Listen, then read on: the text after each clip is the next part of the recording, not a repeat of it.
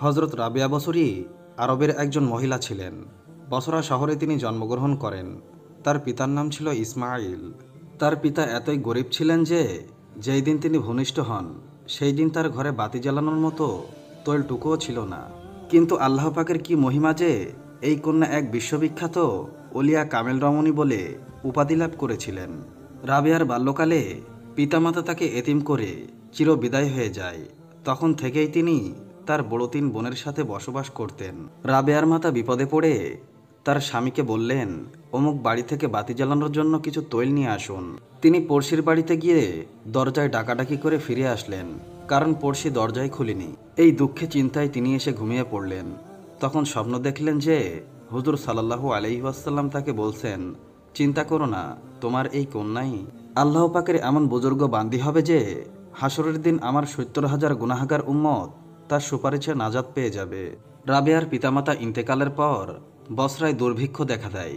তখন তার অন্যান্য বোনেরাও তার নিকট হতে দূরে সরে যায়। রাবেয়াকে একা অসহায় পেয়ে কয়েকটা দুষ্ট লোক এসে রাবেয়াকে নিয়ে এক ইহুদির নিকট বিক্রয় করে দেয়। সেই থেকে তিনি দাসরূপে জীবনযাপন কাটাইতে থাকেন। তিনি সারাদিন কাজ করতেন, তবুও ইহুদি নানা প্রকার জুলুম অত্যাচার নিষ্ঠুরভাবে মারধর করত। সবকিছু তিনি নীরবে সহ্য করতেন। একদিন রাবেয়া ইহুদির কাজে কোথাও যাচ্ছিলেন। পথের মধ্যে একজন বেগানা পুরুষের সাথে দেখা হয়। তাড়াতাড়ি একপাশে সরে যেতেই তিনি আচার খেয়ে একটি হাত ভেঙে যায়। তখনই তিনি সেজদায় পড়ে কাঁদতে লাগলেন, হে আল্লাহ, আমি দরিদ্র এতিম, আপনার এক অসহায় বান্দি। আমার একটি হাত ভেঙে গেল, তবুও আমার কোনো দুঃখ নেই। আমি আপনার সন্তুষ্টি কামনা করি। আপনি দয়া করে শুধু আমাকে এতটুকু জানিয়ে দেন যে আপনি আমার উপর সন্তুষ্ট আছেন কিনা। তখন রাবেয়া গায়েব হতে আওয়াজ শুনতে পেলেন, হে রাবেয়া, তুমি আর কেঁদো না, তুমি কোনো চিন্তা করো না। হাসরের মাঠে তোমার মর্যাদা এত উচ্চ হবে যে আসমানের ফেরেশতারাও তোমাকে প্রশংসা করবে। তুমি ইহুদির ঘরে ফিরে যাও। তা শুনে তিনি ইহুদির ঘরে ফিরে আসলেন। তিনি প্রতিদিন রোজা রাখতেন আর কঠোর পরিশ্রম করে ইহুদির কাজ করতেন। রাত্রে সবাই যখন ঘুমিয়ে পড়ত তখন রাবিয়া আল্লাহ পাকের ইবাদতে লিপ্ত হয়ে যেতেন। সারা রাত্রি নামাজে কাটাইতেন। মোনাজাতে হাত তুলে ক্রন্দন করে বলতেন, হে আল্লাহ, আমার মনে চাই আমি সারাদিন তোমার ইবাদত করি, কিন্তু পারি না মনিবের কাজের জন্য। তাই তুমি আমার উপর রাগ করো না, আমাকে ক্ষমা করে দিও। এইভাবে রাবেয়া ১২ বছর ইবাদত করার পর একদিন রাবেয়ার মনে ঘুম হতে জেগে গুনগুন শব্দ শুনে রাবেয়ার রুমের দিকে তাকিয়ে অবাক হয়ে গেলেন। অন্ধকার রুমখানি বেহেশতের নূরে আলোকিত ছিল। রাবেয়ার মাথার উপরে আকাশ হতে একটি নূরের ফানুস ঝোলানো ছিল। তার আলোতে সারা ঘর আলোকিত হয়ে গিয়েছিল। রাবেয়া সেজদায় পড়ে করুণ কণ্ঠে আল্লাহ পাকের দরবারে প্রার্থনা জানাচ্ছিল, হে আল্লাহ, হে রহমান, আমি তোমার আশেক, সর্বক্ষণ আমার মনে চাই তোমার ইবাদতে মগ্ন থাকি। এটাই আমার অন্তরের প্রশান্তি। আমি যদি স্বাধীন হতাম তবে এক মুহূর্ত তোমার ইবাদত ছাড়া থাকতাম না। তুমি আমাকে দেখা দাও। তোমার বিরহ চেতনা আমি আর সইতে পারছি না। আমার অন্তরে তোমার বিরহের তুফান সদা বয়ে যাচ্ছে। রাবেয়ার মনিব রাবেয়ার মোনাজাত শুনে পাগল হয়ে গেলেন। তিনি চিন্তা করতে লাগলেন, এমন আবেদা বুজুর্গ মহিলা থেকে খেদমত নেওয়া আমার উচিত নয়, বরং তার খেদমত করা আমাদের উচিত। তাই মনিব পরদিন রাবেয়াকে ডেকে বললেন, আম্মাজান, আমি আপনাকে না চিনে যে অন্যায় ব্যবহার করেছি, সেই জন্য আপনি আমাকে ক্ষমা করে দেন। আজ থেকে আমি আপনাকে আজাদ করে দিলাম। যদি আপনার মনে চায় তাহলে আমার ঘরে থাকতে পারেন। আমরা সকলে মিলে আপনার খেদমত করব। না হয় আপনি স্বাধীন। আপনার ইচ্ছা যেখানে যেতে চান আপনি সেখানেই যেতে পারেন। আমি আপনাকে কোনো বাধা দিব না।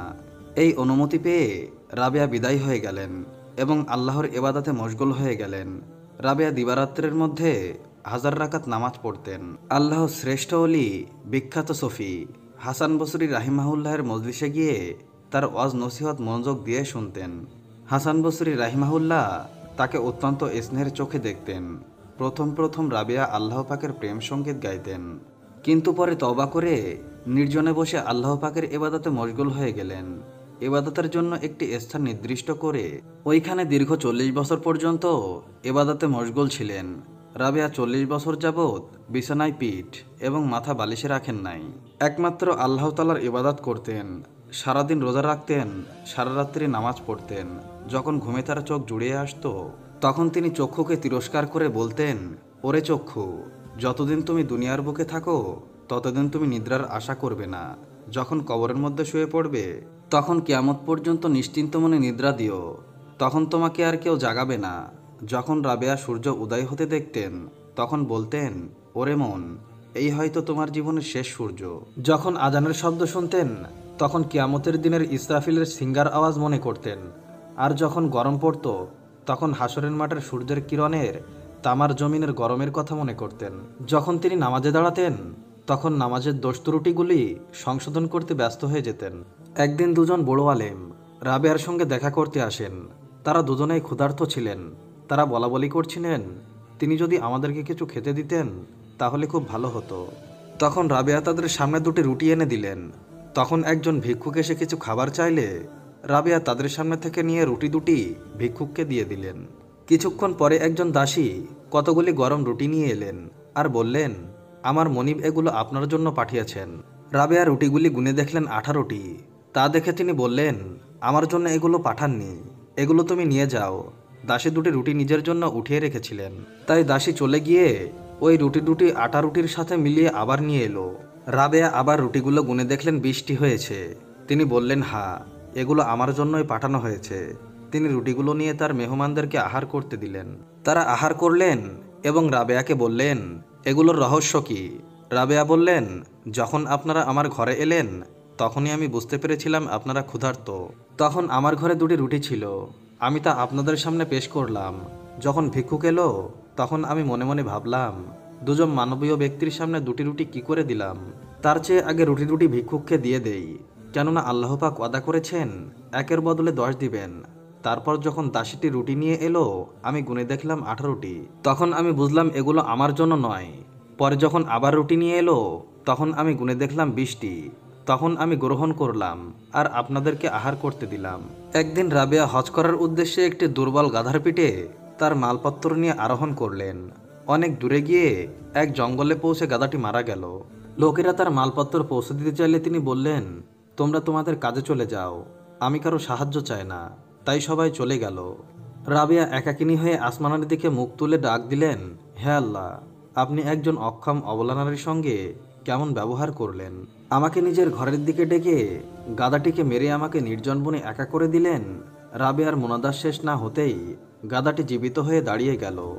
রাবেয়া আবার গাধার পিঠে আরোহণ করে মক্কা শরীফের দিকে গিয়ে কেঁদে কেঁদে বলতে লাগলেন, হে আল্লাহ, আমার শরীর তো মাটির, কাবা শরীফ তো একটি পাথরের ঘর। আমি ঘর দিয়ে কি করব?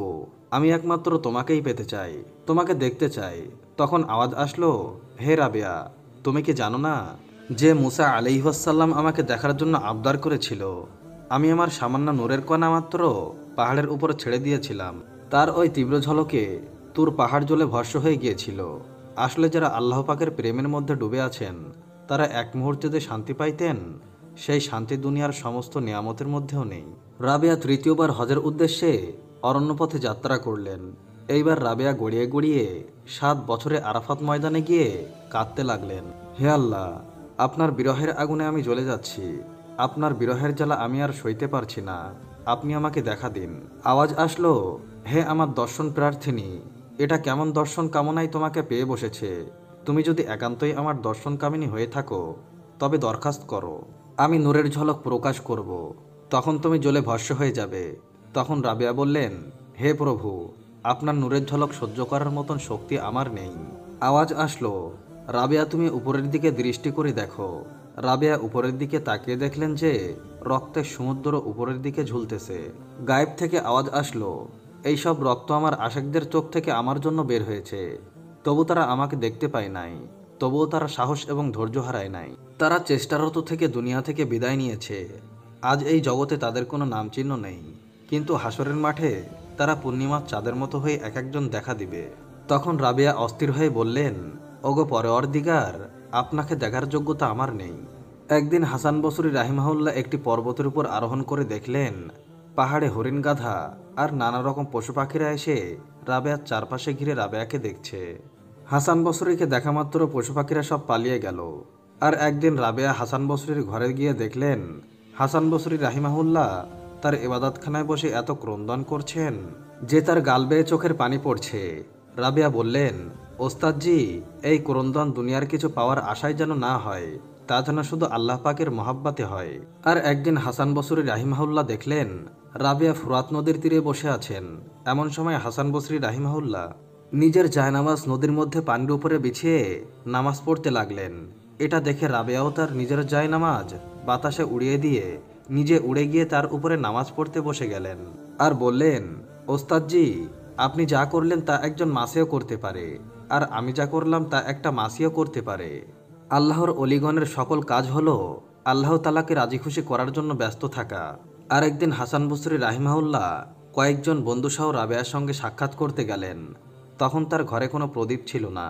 তিনি মেহমানদের আগমন বুঝতে পেরে নিজের হাতের আঙ্গুলের অগ্রভাগে ফুঁক দিলেন। অমনি তা বাতিরিনায় জ্বলে উঠল।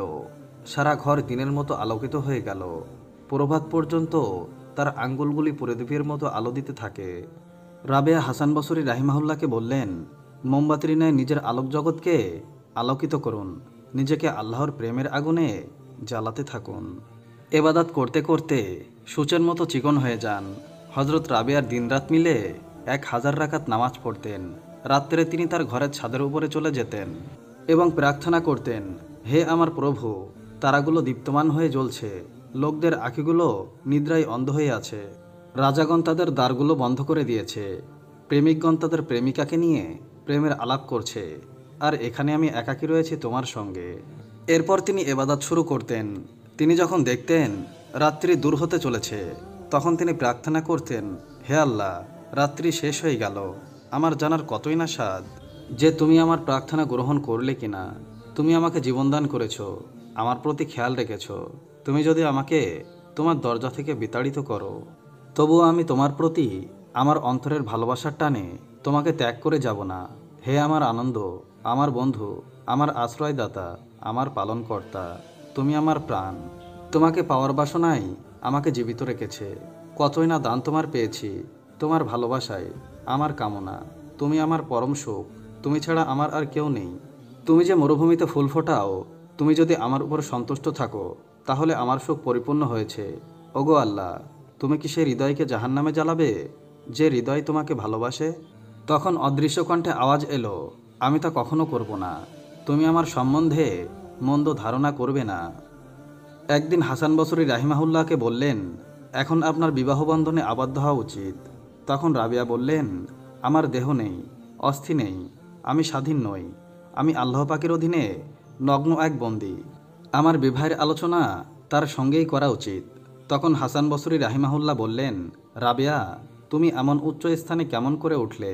তিনি বললেন, আমি সমগ্র জগতের আরামকে আল্লাহ পাকের জন্য বিলীন করে দিয়েছি। তখন হাসান বসরি রাহিমাহুল্লাহ বললেন, তুমি আল্লাহ পাককে কেমন করে চিনলে? তিনি বললেন, আল্লাহ তাআলা আমার অন্তরকে উদাই করে দিয়েছেন, কারণ আমি জীবিকা অর্জনের জন্য কয়েক আটি সুতা বিক্রয় করে 2 দিরহাম মূল্য পেয়ে 1 দিরহাম ডান হাতে আর 1 দিরহাম বাম হাতে গ্রহণ করেছি, এই ভয়ে যে 2টি দিরহাম এক হাতে নিলে বেশি দেখে লোভ হতে পারে, আমাকে সুপথ ছাড়িয়ে বিপদে নিয়ে যেতে পারে। এটাই আমার আল্লাহ পাকের পাওয়ার পথ। হজরত রাবিয়া বললেন, একদিন আমি হুজুর সাল্লাল্লাহু আলাইহি ওয়াসাল্লামকে স্বপ্ন দেখলাম। তিনি আমাকে জিজ্ঞাসা করলেন, রাবিয়া, তুমি কি আমাকে ভালোবাসো? আমি বললাম, এমন কোনো মুসলমান আছে কি যে আপনাকে ভালোবাসে না? কিন্তু আল্লাহ পাকের মহাব্বত আমার অন্তরে এমনভাবে জড়িয়ে গিয়েছে যে সেখানে অন্য কাহারও ভালোবাসার স্থান পায় না। হজরত রাবিয়া বললেন, আল্লাহ পাকের মহাব্বত 18,000 আলেমদের সামনে দিয়ে ঘুরতে থাকে, যার ইচ্ছা এক চুমুক পান করে, আর কোটি কোটি মানুষ উহার দিকে ফিরেও চায় না। তখন আল্লাহর জিনিস আল্লাহর সাথে মিলিত হয়ে যায়। তখন আল্লাহর দরবার হতে ঘোষণা করা হয়, আল্লাহ তাআলা তাদেরকে ভালোবাসেন যারা আল্লাহ তাআলাকে ভালোবাসেন। একবার হজরত রাবিয়া লাগাতার 7 দিন রোজা থেকে সারা রাত্রে জাগ্রত থেকে ইবাদত মশগুল ছিলেন। 8ম রাতে ক্ষুধার জ্বালায় অস্থির হয়ে পড়লেন। এর মধ্যে এক ব্যক্তি 1 পেয়ালা খাদ্য এনে দিয়ে গেল। হজরত রাবিয়া তা হাতে নিয়ে নিকটে রেখে বাতি জ্বালাইতে গেলেন। একটি বিড়াল এসে পেয়ালাটি উল্টিয়ে ফেলে দিল। তিনি ভাবলেন পানি দ্বারা ইফতার করব, তাই তিনি পানি আনলেন, কিন্তু বাতিটি আবার নিভে গেল। তাই তিনি পানি পান করার জন্য অন্ধকারে গ্লাসের দিকে হাত বাড়ালেন। ফলে হাত লেগে পানি পড়ে গেল এবং গ্লাসটি ভেঙে গেল। তখন তিনি আহ বলার সাথে সাথে ঘরটি জ্বলে যাওয়ার উপক্রম হলো। তিনি বললেন, হে আল্লাহ, আমি নিরীহ অক্ষম বেচারির সঙ্গে আপনি এটা কেমন ব্যবহার করছেন? তখন গায়েবী আওয়াজ হলো, হে রাবেয়া, তুমি চাইলে সারা দুনিয়ার নিয়ামত তোমাকে আজই দান করব। কিন্তু আমার চিন্তা তোমার অন্তর হতে ছিনিয়ে নেব। তখন রাবেয়া বললেন, এই নসিহত শোনার পর আমি দুনিয়া থেকে আমার মনকে বিচ্ছিন্ন করে নিয়েছি। কামনা বাসনা পরিত্যাগ করে প্রত্যেক নামাজকে আমার জীবনের শেষ নামাজ মনে করি। আল্লাহ পাকের নিকট প্রার্থনা করি, হে আল্লাহ, আপনি আমাকে আপনার পথে এভাবে মশগুল রাখেন যেন কেউ আমাকে আপনার দিক থেকে ফেরাইতে না পারে। হজরত রাবেয়া সর্বদাই কান্না করতেন। লোকেরা তাকে প্রশ্ন করত, আমরা তো প্রকাশ্যে আপনার কোনো রূপ দেখি না, তবুও আপনি কেন দিবারাত্রি কান্না করেন? তিনি উত্তর দিতেন, হ্যাঁ, আমার কোনো প্রকাশ্য রূপ নেই, কিন্তু আমার অন্তরে এমন একটি রোগ যা দুনিয়ার কেউ তার চিকিৎসা করতে পারবে না। আমি নিজেকে সর্বদাই ব্যথিত অবস্থায় রাখি, যেন এর ওসিলায় আল্লাহ পাক আমাকে মাফ করে দেন। মৃত্যুর সময় যেন এমন আওয়াজ না আসে যে তুমি আমার দরবারে উপযুক্ত হওনি। লোকেরা জিজ্ঞাসা করল, গুনাহগার ব্যক্তি তওবা করলে আল্লাহ পাক তওবা কবুল করেন কিনা? হজরত রাবেয়া বললেন, আল্লাহ পাক তওবার তৌফিক না দেওয়া পর্যন্ত গুনাহগার তওবা করতে পারেন না। মুখে ইস্তেগবার পড়াই তওবা হয় না।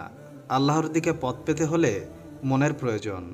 মন জাগ্রত হলেই আর কোনো বন্ধুবান্ধবের প্রয়োজন থাকে না। সত্যিকারের তওবা হলো খাঁটি মনে আল্লাহর দরবারে নিজের গুনাহের জন্য অনুতপ্ত হয়ে ক্রন্দন করে ক্ষমা প্রার্থনা করা, পুনরায় ওই গুনাহের কাজ না করার মজবুত প্রতিজ্ঞা করার নামই আসল তওবা। ইহা আল্লাহ তাআলা কবুল করেন। কয়েকজন বুজুর্গ লোক হজরত রাবেয়ার সাথে সাক্ষাৎ করতে আসলে তিনি বললেন, আপনারা কি উদ্দেশ্যে আল্লাহ পাকের ইবাদত করেন? একজন বললেন, বড় ভয়ঙ্কর শাস্তি দোজখের উপর দিয়ে পার হয়ে সকলেরই যেতে হবে। সেই ভয়ঙ্কর শাস্তির ভয়ে আমি আল্লাহ পাকের বেহেশতের আশায় আল্লাহর ইবাদত করছি। সেখানে বড় মনোরম শাস্তির ব্যবস্থা রয়েছে, আল্লাহ পাক নিজেই ওয়াদা করেছেন। তখন হজরত রাবেয়া বললেন, আচ্ছা, যদি বেহেশত আর দোজখ না থাকতো তবে কি আমরা তার ইবাদত করতাম না? আল্লাহ পাক কি এমন কোনো উপযোগী নয়? তার এমন কোনো গুণ কি নেই যে যার কারণে তার ইবাদত করা আমাদের কর্তব্য হয়?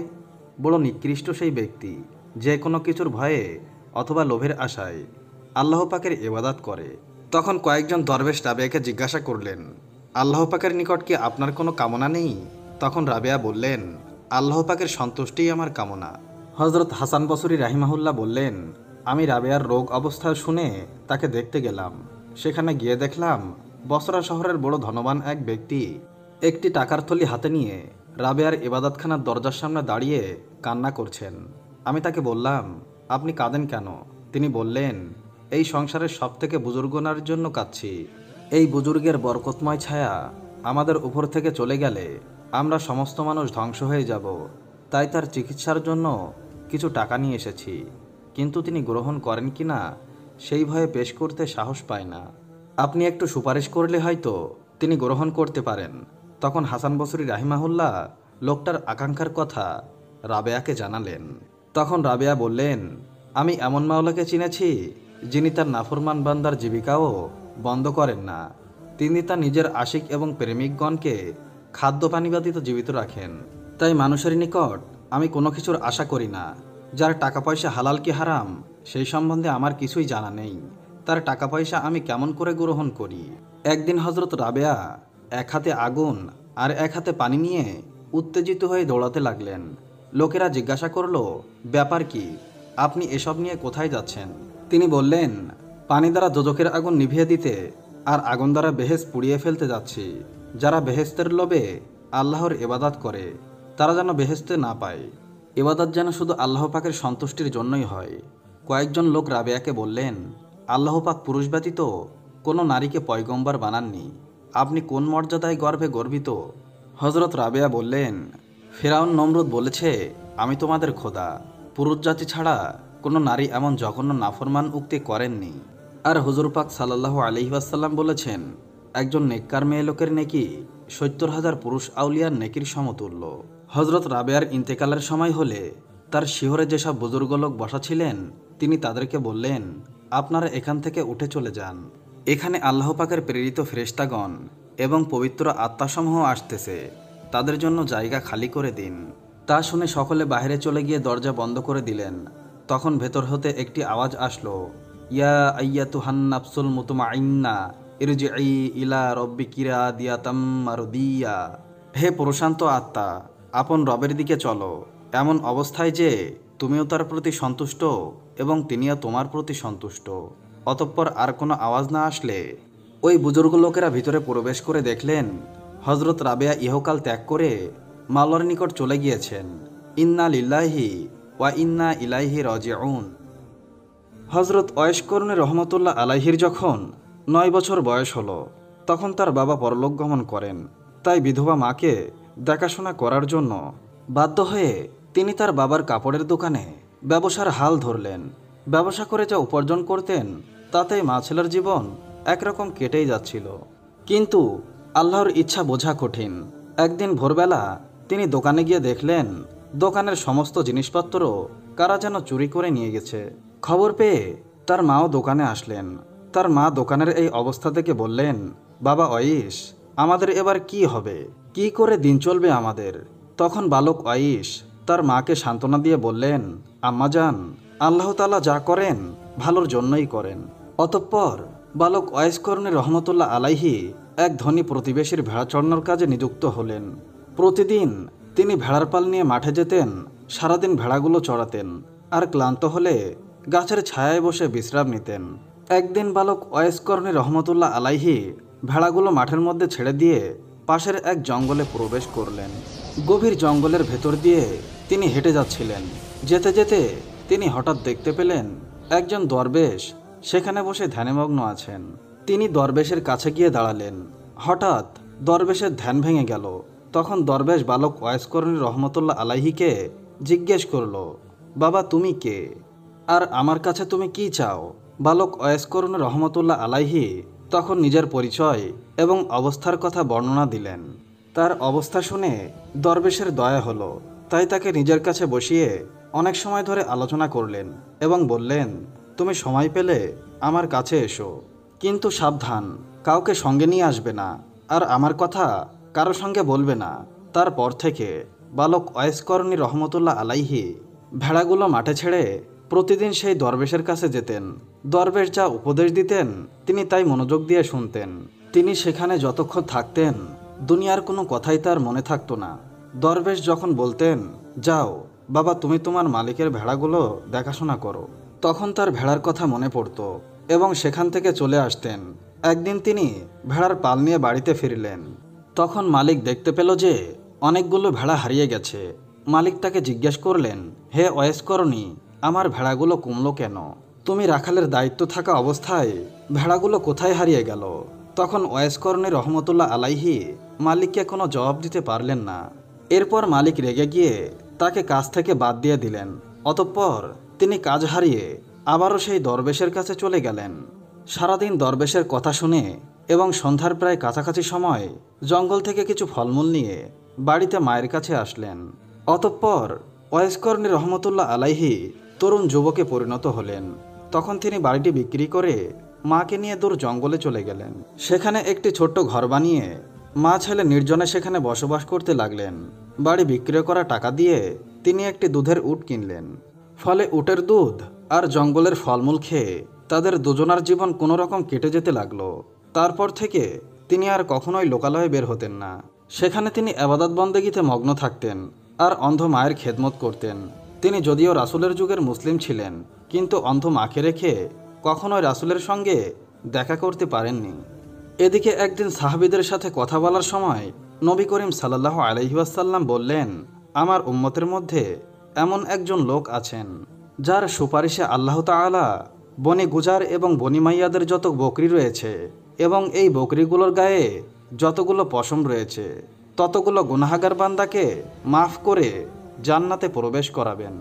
তখন সাহাবারা জিজ্ঞেস করলেন, হে আল্লাহর রাসূল, কে সেই ভাগ্যবান? উত্তরে রাসূলুল্লাহ সাল্লাল্লাহু আলাইহি ওয়াসাল্লাম বললেন, তার নাম হচ্ছে ওয়েস করনী। তখন সাহাবারা আবার জিজ্ঞেস করলেন, হে রাসূলুল্লাহ, আমরা তো কখনোই কোনোদিন এই নামের কোনো উম্মতকে আপনার কাছে আসতে দেখিনি, আপনি কি তাকে চেনেন? তখন নবী করিম সাল্লাল্লাহু আলাইহি ওয়াসাল্লাম বললেন, আমি তাকে অবশ্যই চিনি, কিন্তু আজ পর্যন্ত তার সাথে আমার সরাসরি সাক্ষাৎ হয়নি। এসব শুনে সাহাবারা আশ্চর্য হয়ে গেলেন। এরপর সাহাবারা তার পরিচয় জানার জন্য এবং তাকে খুঁজে বের করার জন্য অস্থির হয়ে গেলেন। কিন্তু নবী করিম সাল্লাল্লাহু আলাইহি ওয়াসাল্লাম যতদিন জীবিত ছিলেন ততদিন তার কেউ কোনো পরিচয় জানতে পারেননি এবং তার সঙ্গে দেখাও করতে পারেননি। একদিন কয়েকজন সওদাগর খাবার জিনিসপত্র বোঝাই করা নৌকা নিয়ে সাগর পাড়ি দিয়ে মিশর থেকে মদিনায় যাচ্ছিল। ওই নৌকায় ছেঁড়া কাপড় পরা একজন পাগলও ছিল। যাত্রীদের মধ্যে কেউই তাকে চিনত না। অতঃপর এই নৌকা যখন সাগরের মাঝখানে গেল তখন আকাশ মেঘাচ্ছন্ন হয়ে গেল। দেখতে দেখতে প্রচণ্ড ঝড় বৃষ্টি শুরু হয়ে গেল। পরে প্রচণ্ড ঝড়ের কারণে নৌকা ডুবে যাওয়ার মতো অবস্থা হয়ে যায়। নৌকার যাত্রীরা সবাই আতঙ্কিত হয়ে আল্লাহ তাআলাকে ডাকতে লাগলো। এমন সময় হঠাৎ করে সেই পাগলটা পানিতে নেমে গেল। সমস্ত যাত্রীরা অবাক হয়ে গেল, কারণ পাগলটা পানির উপর দাঁড়িয়ে ছিল। তারপর পাগলটা পানির উপরে নামাজ পড়া শুরু করে দিল। নামাজ শেষ করে শেষ যাত্রীদের দিকে তাকালো। এই দৃশ্য দেখে যাত্রীরা বুঝে গেল নিশ্চয় তিনি আল্লাহ তাআলার একজন বান্দা। সবাই তখন চিৎকার করে বলল, হুজুর, আমাদের জন্য আপনি দোয়া করুন। তখন তিনি বললেন, তোমরা তোমাদের মাল এবং দুনিয়ার মায়া ছেড়ে দিয়ে বিসমিল্লাহ বলে নৌকা থেকে নেমে আমার কাছে চলে এসো। তখন যাত্রীরা বলল, হুজুর, আমরা এই পানির উপর দিয়ে কিভাবে যাব? তখন তিনি রেগে গিয়ে বললেন, তোমরা আর দেরি না করে তাড়াতাড়ি নৌকা থেকে নেমে এসো। তখন যাত্রীরা মনে মনে ভাবল, এমনিতেই তো আমাদের মরতে হবে, পানিতে নামলেও মরতে হবে, না নামলেও মরতে হবে, তার চেয়ে তার কথা শুনে দেখি কি হয়। এইভাবে তারা সবাই নৌকা থেকে পানিতে নেমে পড়ল। কিন্তু আশ্চর্যের বিষয়, তাদের মনে হচ্ছিল তারা যেন মাটিতে দাঁড়িয়ে আছে, কেউ তলিয়ে যাচ্ছিল না। ফলে তারা হেঁটে হেঁটে পানির উপর দিয়ে তার কাছে গিয়ে দাঁড়ালো। সঙ্গে সঙ্গে সেই নৌকাটি মালামাল সহ পানির মধ্যে তলিয়ে গেল। তখন বুজুর্গ সবাইকে উদ্দেশ্য করে বললেন, তোমরা সবাই টাকা পয়সা এবং মালামালের আশা ছেড়ে দিয়েছ বলে জীবনে বেঁচে গেলে। যদি লোভ সামলাতে না পেরে নৌকায় থাকতে, তাহলে তোমরা সবাই তলিয়ে যেতে। অতঃপর তারা সবাই পানির উপর দিয়ে হেঁটে হেঁটে সমুদ্রের এক কিনারায় যেয়ে উঠলেন। তখন যাত্রীরা সবাই সেই বুজুর্গকে বললেন, হুজুর, দয়া করে যদি আপনার পরিচয় দিতেন তাহলে আমরা খুশি হতাম। তিনি বললেন, আমার নাম ওয়াইস করনি, ইয়ামেন প্রদেশের করুন নামের গ্রামের বাসিন্দা আমি। তখন যাত্রীরা বলল, হুজুর, মদিনায় দুর্ভিক্ষ দেখা দিয়েছে। এই খবর পেয়ে গরিবদের জন্য খাদ্য খাবার নিয়ে মিশর থেকে মদিনায় যাচ্ছিলাম, কিন্তু সেই খাদ্য খাবার সহ সমস্ত মালামাল সমুদ্রে ডুবে গেল। এখন আমরা এই গরিবদের জন্য কি খাবার দেব? তখন ওয়াইস করনি রহমতুল্লাহ আলাইহি বললেন, নৌকার মালপত্র এবং সমস্ত খাদ্য খাবার যদি তোমরা ফিরে পাও, তাহলে কি সত্যিই তোমরা মদিনায় গিয়ে ওগুলো গরিবদের দেবে? তখন তারা বলল, জি হুজুর, গরিবদের সাহায্য করার জন্যই তো আমরা মিশর থেকে আসলাম। তখন ওয়াইস করনি রহমতুল্লাহ আলাইহি 2 রাকাত নামাজ পড়ে মোনাজাত করে আল্লাহর কাছে কি যেন বললেন। অতঃপর ওয়াইস করনি রহমতুল্লাহ আলাইহি তাদেরকে বললেন, ওই যে দেখো, তোমাদের নৌকা খাদ্য খাবার সমস্ত মালামাল সহ সমুদ্রে ভেসে রয়েছে, তোমরা যাও, তাড়াতাড়ি নৌকা নিয়ে মদিনায় চলে যাও। তারা অবাক হয়ে তাকিয়ে দেখল সত্যি সত্যি মালভর্তি নৌকাটি সমুদ্রের তীরে ভেসে রয়েছে। অতঃপর তারা ওয়াইস করনির দিকে ফিরে তাকালো, কিন্তু সে পর্যন্ত ওয়াইস করনি আর সেখানে ছিলেন না। চোখের পলকের মুহূর্তের মধ্যে তিনি কোথায় যেন অদৃশ্য হয়ে গেলেন। অতএব হজরত ওমর রাদিয়াল্লাহু তাআলা আনহু-এর খেলাফতের সময় হজরত ওমর ফারুক রাদিয়াল্লাহু তাআলা আনহু এবং হজরত আলী রাদিয়াল্লাহু তাআলা আনহু একদিন কুফা নগরীতে এলেন। হজরত ওমর কুফার একটি মসজিদে উপস্থিত হয়ে মুসল্লিদের উদ্দেশ্য করে বললেন, হে কুফা নগরের অধিবাসীরা, আপনাদের মধ্যে কেউ কি ওয়াইস করনিকে চেনেন? মুসল্লিদের মধ্যে কয়েকজন উত্তর দিলেন, না হুজুর, আমরা ওয়াইস করনি নামে কাউকে চিনি না। তখন হজরত ওমর আবার বললেন, আপনাদের মধ্যে কেউ যদি কোরআন এলাকার বাসিন্দা থাকেন, দয়া করে উঠে দাঁড়ান। তখন একজন উঠে দাঁড়ালো। হজরত ওমর তাকে জিজ্ঞাসা করল, আপনি কি ওয়াইস করনিকে চেনেন? লোকটি তখন বলল, হুজুর, আমি ওয়াইস করনি নামে যাকে চিনি সে তো একজন পাগল। সে জঙ্গলে থাকে, জঙ্গলের মধ্যে উট চড়িয়ে বেড়ায়, অত্যন্ত আজব মানুষ তিনি। লোকেরা যখন হাসে তখন তিনি কাঁদে, আর লোকেরা যখন কাঁদে তখন তিনি হাসে। এই কথা শুনে হজরত ওমর রাদিয়াল্লাহু তাআলা আনহু এবং হজরত আলী রাদিয়াল্লাহু তাআলা আনহু লোকটাকে সঙ্গে নিয়ে তাকে খোঁজার জন্য বের হলেন। অনেক খোঁজাখুঁজির পর তারা দেখলেন একজন লোক একটি গাছের নিচে দাঁড়িয়ে নামাজ পড়ছেন, পাগলের মতো তার চেহারা। তখন ওমর ফারুক রাদিয়াল্লাহু তাআলা আনহু এবং হজরত আলী রাদিয়াল্লাহু তাআলা আনহু সেই গাছের কাছে গিয়ে চুপচাপ দাঁড়িয়ে রইলেন। অতঃপর হজরত ওয়াইস করনী রহমতুল্লাহ আলাইহি নামাজ শেষ করে তাদের দিকে ফিরে তাকালেন। তখন হজরত ওমর রাদিয়াল্লাহু তাআলা আনহু তাকে সালাম দিলেন। তিনিও তাদের সালামের জবাব দিলেন। অতঃপর হজরত ওমর ফারুক রাদিয়াল্লাহু তাআলা আনহু তাকে জিজ্ঞাসা করলেন, আপনি দয়া করে আপনার পরিচয় দিন। তখন ওয়াইস করনী রহমতুল্লাহ আলাইহি বললেন, আমি আব্দুল্লাহ। তখন হজরত ওমর রাদিয়াল্লাহু তাআলা আনহু বললেন, আমরা সবাই তো আব্দুল্লাহ, অর্থাৎ আল্লাহর বান্দা। আমি আপনার বাবা মায়ের দেওয়া নামটি জানতে চাই। তখন তিনি বললেন, আমার বাবা মা আমার নাম রেখেছিল ওয়াইস, কিন্তু লোকেরা আমাকে ওয়াইস করনী বলে ডাকত। তখন হজরত ওমর ফারুক রাদিয়াল্লাহু তাআলা আনহু বললেন, হুজুর, আপনি দয়া করে আপনার ডান হাতটি দেখাবেন কি? তখন ওয়াইস করনী রহমতুল্লাহ আলাইহি তার ডান হাতটি এগিয়ে দিলেন। তারা দুজনেই তার হাতের তালুতে দিরহাম আকারের একটি দাগ দেখতে পেলেন। তারপর তারা তাদের দুজনের পরিচয় দিয়ে বললেন, প্রিয় নবী হজরত মুহাম্মদ সাল্লাল্লাহু আলাইহি ওয়াসাল্লাম তার ইন্তেকালের আগে তার প্রিয় উম্মতের আকৃতির কথা আমাদের সঙ্গে বলে গিয়েছেন। আমরা আপনার চেহারার আকৃতি এবং ডান হাতে থাকা দাগ দেখে বুঝলাম নবী করিম সাল্লাল্লাহু আলাইহি ওয়াসাল্লাম তার ইন্তেকালের আগে যে বুজুর্গ উম্মতের কথা বলে গিয়েছিলেন, আপনি সেই ব্যক্তি, আপনি সেই ওয়াইস করনী।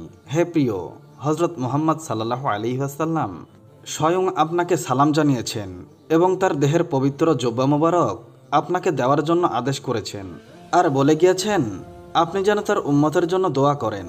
তখন ওয়াইস করনী রহমতুল্লাহ আলাইহি বললেন, দোয়া করার জন্য আপনারাই সব থেকে উপযুক্ত ব্যক্তি, কারণ আপনারা আল্লাহ তাআলা এবং স্বয়ং রাসূলের প্রিয় পাত্র। তখন হজরত ওমর রাদিয়াল্লাহু তাআলা আনহু বললেন, আমরা তো নবী করিম সাল্লাল্লাহু আলাইহি ওয়াসাল্লামের উম্মতের জন্য দোয়া করেই থাকি, তবুও আপনি নবী করিম সাল্লাল্লাহু আলাইহি ওয়াসাল্লামের অনুরোধ রক্ষা করুন। তখন ওয়াইস করনী বললেন, হে খলিফা ওমর, আপনি হয়তো ভুল করছেন। রাসূল সাল্লাল্লাহু আলাইহি ওয়াসাল্লাম হয়তো অন্য কোনো ওয়াইস করণীর কথা বলেছেন, কারণ রসুলের সাথে আমার কোনো দিন সাক্ষাৎ হয়নি, এমনকি তার দেহের পবিত্র জুব্বা মোবারক গ্রহণ করার আমার কোনো যোগ্যতাই নেই। তখন হজরত ওমর রাদিয়াল্লাহু তাআলা আনহু বললেন, না হুজুর, আমি একটুও ভুল বলিনি। যে নিদর্শনের কথা বলে গিয়েছেন তার প্রত্যেকটি আপনার মধ্যে আমি দেখতে পেয়েছি। সুতরাং আমার মনে এই কথা বলতে বিন্দুমাত্র সন্দেহ নেই যে আপনাকে রাসূল সাল্লাল্লাহু আলাইহি ওয়াসাল্লাম তার পবিত্র দেহের জুব্বা দান করে বলে গিয়েছেন। তখন ওয়াইস করনী রহমতুল্লাহ আলাইহি বললেন, বেশ, তাহলে রাসূল সাল্লাল্লাহু আলাইহি ওয়াসাল্লামের দেহের জুব্বা মোবারক আমাকে দিন, সেই জুব্বা পরিধান করে সমস্ত উম্মতের জন্য দোয়া করি। তখন হজরত ওমর ফারুক রাদিয়াল্লাহু তাআলা আনহু ওয়াইস করণীর হাতে পবিত্র জুব্বা মোবারক তুলে দিলেন। তিনি জুব্বাটি নিয়ে সামান্য একটু দূরে গেলেন। অতঃপর সেজদায় যেয়ে কান্না করে আল্লাহর দরবারে দোয়া করতে লাগলেন, হে করুণাময়ী আল্লাহ, হে দয়াময় প্রভু, আমার প্রিয় রাসূল মুহাম্মদ সাল্লাল্লাহু আলাইহি ওয়াসাল্লাম তার দেহের পবিত্র জুব্বা আমাকে দান করে গিয়েছেন। যতক্ষণ আপনি প্রিয় নবী হজরত মুহাম্মদ সাল্লাল্লাহু আলাইহি ওয়াসাল্লামের সমস্ত উম্মতের গুনাহ মাফ না করবেন, ততক্ষণ পর্যন্ত আমি এই জুব্বা গায়ে পরব না, কারণ তিনি তার উম্মতকে আমার জিম্মায় রেখে দুনিয়া থেকে বিদায় নিয়েছেন। রাসূল সাল্লাল্লাহু আলাইহি ওয়াসাল্লাম, ওমর এবং আলী সবাই তাদের নিজেদের কাজ শেষ করেছেন, এখন শুধু আমার কাজ বাকি রয়েছে। হে আল্লাহ, আমার আরজি কবুল করুন। তখন অদৃশ্য থেকে আওয়াজ আসলো, হে ওয়াইস করনী, তুমি সেজদা থেকে তোমার মাথা উঠাও, তোমার প্রার্থনা কবুল করার জন্য কিছু উম্মতের গুনাহ মাফ করে দিলাম। তখন হজরত ওয়াইস করনী রহমতুল্লাহ আলাইহি বলল, হে আল্লাহ, আমি তোমার কাছে হজরত মুহাম্মদ সাল্লাল্লাহু আলাইহি ওয়াসাল্লামের সকল উম্মতের গুনাহ মাফ করে দেওয়ার জন্য আরজি জানিয়েছি, সামান্য কিছু উম্মতের গুনাহ মাফ করার জন্য বলিনি। অতঃপর আবারও এক অদৃশ্য আওয়াজ হলো, হে ওয়াইস করনী, তোমার দোয়া অনুযায়ী আমার হাবিবের উম্মতের 4 ভাগের 1 ভাগের গুনাহ মাফ করে দিলাম। হজরত ওয়াইস করনী রহমতুল্লাহ আলাইহি এতেও রাজি হলেন না। তিনি সেজদা থেকে মাথা না উঠিয়ে আবার দোয়া করলেন, হে রাব্বুল আলামিন, রাসূলের সমস্ত উম্মতের গুনাহ মাফ না করলে আমি রাসূলের পবিত্র জুব্বা মোবারক কিছুতেই গায়ে পরব না এবং সেজদা থেকে মাথা উঠাবো না। ফলে আবারও অদৃশ্য থেকে আওয়াজ এলো, ওয়াইস করনী, তুমি সেজদা থেকে মাথা উঠাও, আমার হাবিব মুহাম্মদ সাল্লাল্লাহু আলাইহি ওয়াসাল্লামের পবিত্র দেহের জুব্বা মোবারক পরিধান করো। আমি শুধু তোমার দোয়া করার জন্য রাসূল সাল্লাল্লাহু আলাইহি ওয়াসাল্লামের পাপী উম্মতদের অর্ধেককে মাফ করে দিলাম। হজরত ওয়াইস করনী রহমতুল্লাহ আলাইহি এবং রাহমানুর রহিম এবং আল্লাহর মধ্যে যখন এমন কথা হচ্ছিল, তখন আমিরুল মুমিনিন হজরত ওমর রাদিয়াল্লাহু তাআলা আনহু এবং হজরত আলী রাদিয়াল্লাহু তাআলা আনহু তার কাছে গিয়ে হাজির হলেন। তাদের দুজনের উপস্থিতিতে ওয়াইস করনী রহমতুল্লাহ আলাইহির ধ্যান ভেঙে গেল। আশেক এবং মুশকের গোপন সূত্র ছিন্ন হওয়ায় তিনি সেজদা থেকে মাথা উঠিয়ে অত্যন্ত দুঃখের সাথে বললেন, কেন আপনারা এ সময় আমার সামনে এলেন?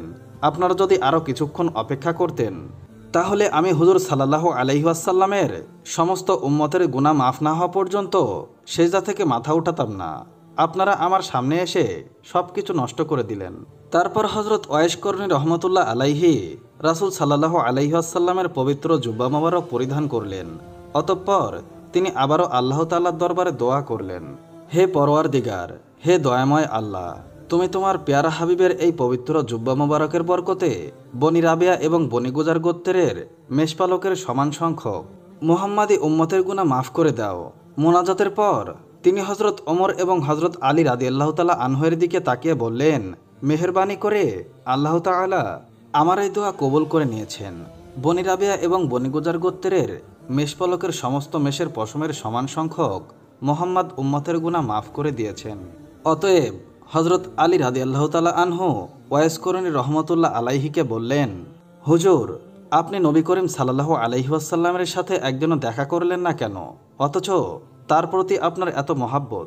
তখন ওয়াইস করনী রহমতুল্লাহ আলাইহি তার প্রশ্নের জবাবে বললেন, আপনারা কি নবী করিম সাল্লাল্লাহু আলাইহি ওয়াসাল্লামকে নিজের চোখে কখনো দেখেছেন? আমরা তো প্রিয় নবীর সাথে সবসময় ওঠা বসা করতাম, সুতরাং তাকে অবশ্যই দেখেছি। তখন হজরত ওয়াইস করনী রহমতুল্লাহ আলাইহি বললেন, আচ্ছা বলুন তো, তার চোখের ভুঁড়ি দুটি জোড়া ছিল নাকি আলাদা ছিল? তখন তারা দুজনেই প্রশ্নের সঠিক উত্তর দিতে পারলেন না। তখন তারা বললেন, আমরা তো কোনোদিন হুজুর পাক সাল্লাল্লাহু আলাইহি ওয়াসাল্লামের চেহারার দিকে তাকিয়ে কথা বলিনি, তাই আমরা এ বিষয়ে লক্ষ্য করিনি। অতঃপর হজরত ওমর রাদিয়াল্লাহু তাআলা আনহু ওয়াইস করনী রহমতুল্লাহ আলাইহিকে তার নিজের জন্য দোয়া করতে অনুরোধ করলেন। তখন ওয়াইস করনী রহমতুল্লাহ আলাইহি বললেন, আমি প্রতি ওয়াক্ত নামাজের পর এই বলে দোয়া করে থাকি, হে পরম করুণাময় দয়াময় আল্লাহ, সমস্ত মুমিন এবং মুমিনাদের গুনাহ মাফ করে দাও। আপনি যদি খাঁটি ঈমান নিয়ে কবরে যেতে পারেন তাহলে আমার এই দোয়াই যথেষ্ট। এই দোয়াই আপনাকে খুঁজে বের করবে। তখন হজরত ওমর রাদিয়াল্লাহু তাআলা আনহু ওয়াইস করনী রহমতুল্লাহ আলাইহির কাছে আরও কিছু নসিহত শুনতে চাইলেন। তখন হজরত ওয়াইস করনী রহমতুল্লাহ আলাইহি বললেন, আপনি কি সর্বশক্তিমান আল্লাহ তাআলাকে চেনেন? যদি তাকে ছাড়া আর অন্য কাউকে না চেনেন তাহলে আল্লাহ তাআলাকে চেনাই আপনার জন্য সবচেয়ে ভালো। অতঃপর তিনি হজরত ওমর রাদিয়াল্লাহু তাআলা আনহুকে জিজ্ঞেস করলেন, আল্লাহ তাআলা কি আপনার সম্বন্ধে জানেন? তখন হজরত ওমর রাদিয়াল্লাহু তাআলা আনহু বললেন, তিনি আলিমুল গায়েব, নিশ্চয় তিনি আমার সম্বন্ধে সব কিছুই জানেন। তখন হজরত ওয়াইস করনী রহমতুল্লাহ আলাইহি বললেন, তিনি ছাড়া আর কেউ যদি আপনাকে না জানে না চেনে তাহলে সেটাই আপনার জন্য ভালো। অতঃপর হজরত ওমর রাদিয়াল্লাহু তাআলা আনহু হজরত ওয়াইস করনী রহমতুল্লাহ আলাইহিকে কিছু নাজরানা দিতে চাইলেন। তখন হজরত ওয়াইস করনী রহমতুল্লাহ আলাইহি তার নিজের পকেট থেকে 2টি দিরহাম বের করে বললেন, উট চড়িয়ে এই দিরহাম 2টি পেয়েছিলাম। আপনি কি আমাকে এই নিশ্চয়তা দিতে পারবেন যে এগুলো খরচ করা না পর্যন্ত আমি এই দুনিয়ায় বেঁচে থাকব? যদি পারেন তাহলে নাজরানা দিন। আমি নিজে কিন্তু বিশ্বাস করতে পারছি না যে এই দিরহাম 2টি খরচ করতে আমি পারবো। হয়তো তার আগেই এই দুনিয়া ছেড়ে আমাকে চলে যেতে হবে। অতঃপর কিছুক্ষণ চুপ থাকার পর হজরত ওয়াইস করনী রহমতুল্লাহ আলাইহি তাদেরকে বললেন, আপনারা দুজন অনেক কষ্ট করে আমার সাথে দেখা করতে এসেছেন, দেখা তো হয়ে গেল, এখন আপনারা ফিরে যান। কিয়ামত খুব নিকটবর্তী, সেদিন আমার আপনাদের সাথে আবার দেখা হবে। অতঃপর হজরত ওয়াইস করনী রহমতুল্লাহ আলাইহি তাদের দিকে থেকে মুখ ফিরিয়ে নিলেন এবং আল্লাহ তাআলার ইবাদতে মগ্ন হলেন। হজরত ওমর এবং হজরত আলী রাদিয়াল্লাহু তাআলা আনহু তখন বুঝতে পারলেন যে তার সাথে আর কথা বলার সুযোগ হবে না, সুতরাং তারা সেখান থেকে চলে এলেন। অতঃপর দীর্ঘদিন অতিবাহিত হওয়ার পর হজরত ওয়াইস করনী রহমতুল্লাহ আলাইহি নবী করিম সাল্লাল্লাহু আলাইহি ওয়াসাল্লামের পবিত্র রওজা মোবারক জিয়ারতের জন্য মদিনা শরীফে আসলেন। মদিনায় সাহাবাগণ তখন ওয়াইস করনী রহমতুল্লাহ আলাইহিকে জিজ্ঞাসা করলেন, আপনি প্রিয় নবী হজরত মুহাম্মদ সাল্লাল্লাহু আলাইহি ওয়াসাল্লামের পবিত্র রওজা মোবারক জিয়ারত করার জন্য এসেছেন, কিন্তু তিনি বেঁচে থাকতে তো একবারও আপনি দেখা করার জন্য আসেননি, এর কারণ কি? তাদের জবাবে হজরত ওয়াইস করনী রহমতুল্লাহ আলাইহি বললেন, আমার বৃদ্ধা অচল অন্ধমাকে ছেড়ে ইচ্ছা থাকার সত্ত্বেও আমি আসতে পারিনি। তখন সাহাবারা বলল, আমাদের সবার তো পিতামাতা ছিলেন, কিন্তু আমরা তো আমাদের পিতামাতার চেয়ে নবী করিম সাল্লাল্লাহু আলাইহি ওয়াসাল্লামকে মন প্রাণ দিয়ে বেশি ভালোবাসতাম। তখন ওয়াইস করনী রহমতুল্লাহ আলাইহি বললেন, আপনারা তো সবসময় রাসূল সাল্লাল্লাহু আলাইহি ওয়াসাল্লামের দরবারে ছিলেন, কাছে থেকে প্রতিদিন দেখতেন, তাকে মন প্রাণ দিয়ে ভালোবেসেছেন। আচ্ছা বলুন তো দেখি, রাসূলের চেহারা মোবারক কেমন ছিল? তখন সাহাবাগণ রাসূল সাল্লাল্লাহু আলাইহি ওয়াসাল্লামের চেহারা মোবারকের কিছু কিছু বর্ণনা দিতে শুরু করলেন। এটা শুনে হযরত ওয়াইস করনী রহমতুল্লাহ আলাইহি বললেন, আপনারা তো এতক্ষণ যা বললেন এটা তো শুধু বাইরের এক টুকরো কথা, কিন্তু তার বাতানি আকৃতির কথা তো কিছুই বলেননি। সাহাবাগণ তখন কোনো জবাব দিতে না পেরে বললেন, হুজুর তাহলে আপনি বলুন। তখন ওয়াইস করনী রহমতুল্লাহ আলাইহি রাসূল সাল্লাল্লাহু আলাইহি ওয়াসাল্লামের আকৃতির এমন বর্ণনা দিলেন যে সাহাবাগণ কেউ তার কোনো কথার অস্বীকার করার সুযোগ পেলেন না। তার বর্ণনা শুনে সাহাবাগণ নতুন করে নবীজিকে দেখতে পেলেন। তখন তারা সবাই কেঁদে ফেললেন। অতঃপর তিনি পবিত্র রওজা মোবারক জিয়ারত করতে গেলেন। রাসূল সাল্লাল্লাহু আলাইহি ওয়াসাল্লামের মহাব্বতে হযরত ওয়াইস করনী রহমতুল্লাহ আলাইহি কাঁপতে কাঁপতে পবিত্র রওজা মোবারকের পাশেই বেহুশ হয়ে পড়লেন। কিছুক্ষণ পর হুঁশ ফিরলে জিয়ারত শেষ করে পাশের লোকজনদের বললেন, দয়া করে আপনারা আমাকে ধরুন এবং মদিনার সীমানার বাইরে রেখে আসুন। এই জায়গায় মাটিতে আল্লাহর রসুল সাল্লাল্লাহু আলাইহি ওয়াসাল্লামের পবিত্র দেহ মোবারক শুয়ে আছে। সেখানে পা রেখে আমি দাঁড়াতে পারছি না। বেয়াদবের ভয়ে আমার সারা শরীর থরথর করে কাঁপছে। কিয়ামতের বড় আলামতের মধ্যে একটি হচ্ছে ইমাম মেহেদীর আগমন। সহিহ হাদিসের বিবরণ থেকে অবগত হওয়া যায় যে আখেরি জামানায় ইমাম মেহেদীর আত্মপ্রকাশ কিয়ামতের সর্বপ্রথম বড় আলামত। তিনি আগমন করে এই উম্মতের নেতৃত্ব দায়িত্বভার গ্রহণ করবেন, ইসলাম ধর্মকে সংস্কার করবেন এবং ইসলামী শরিয়াতের মাধ্যমে বিচার ফয়সালা করবেন। পৃথিবী হতে জুলুম নির্যাতন দূর করে ন্যায় ইনসাফ দ্বারা তা ভরে দিবেন। উম্মতে মুহাম্মাদি তার আমলে বিরাট কল্যাণের ভেতরে থাকবে। ইমাম ইবনে কাসির রহমতুল্লাহ আলাইহি বলেন, তখন ফলফলাদিতে প্রচুর বরকত হবে, মানুষের সম্পদ বৃদ্ধি পাবে, ইসলাম বিজয়ী হবে, ইসলামের শত্রুরা পরাজিত হবে এবং সকল প্রকার কল্যাণ বিরাজ করবে। এবার আমরা আলোচনা করব ইমাম মেহেদীর পরিচয় সম্পর্কে। তার নাম হবে আমাদের নবী হযরত মুহাম্মদ সাল্লাল্লাহু আলাইহি ওয়াসাল্লামের নামের মতোই এবং তার পিতার নাম হবে আমাদের নবী হযরত মুহাম্মদ সাল্লাল্লাহু আলাইহি ওয়াসাল্লামের পিতার নামের মতোই। তিনি হবেন হাসান বিন আলী রাদিয়াল্লাহু আনহুর বংশ থেকে। ইবনে কাসির বলেন, তিনি হলেন মুহাম্মদ বিন আবদুল্লাহ আল ফাতেমি আল হাসানি। এবার জানা যাক ওনার আগমনের স্থান সম্পর্কে। তিনি পূর্বের কোনো একটি অঞ্চল থেকে প্রকাশিত হবেন, তবে পূর্ব দিক বলতে মদিনা মুনওয়ারা হতে পূর্বের দিক বোঝানো হয়েছে।